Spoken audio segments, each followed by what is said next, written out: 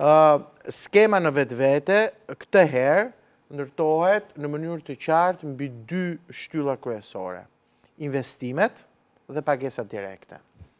Këto dy shtylla janë jo vetëm, të themi, kërkesë e vazhdueshme e sektorit për të qenë prezente në skemën tonë kombëtare, duke patur parasysh se investimet nga njëra anë janë elementi i cili realisht rrit sektorin bujqësor. Është elementi i cili zhvillon sektorin e bujqësor, sepse mbështet rrit kapacitetet e prodhimit. Elementi i dytë, pra mbështetja direkte, është ai i cili stabilizon të ardhurat e fermerëve. Pra, të dy këto element bashkëjetojnë në skemën e vitit 2026.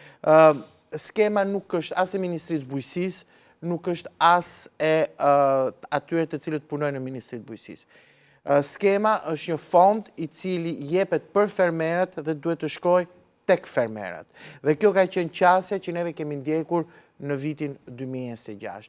Në muajin shkurt dhe mars është të themi takuar të themi çdo grup kryesor fermerësh në 23 takime, pikërisht për të mundësuar shprehjen e mendimit të tyre dhe për të ndërtuar një skemë mbi atë të cilët ata perceptojnë që ka shkuar mirë dhe për ta ruajtur, dhe atë të cilët ata perceptojnë që nuk është aty ku duhet dhe duhet përmirësuar.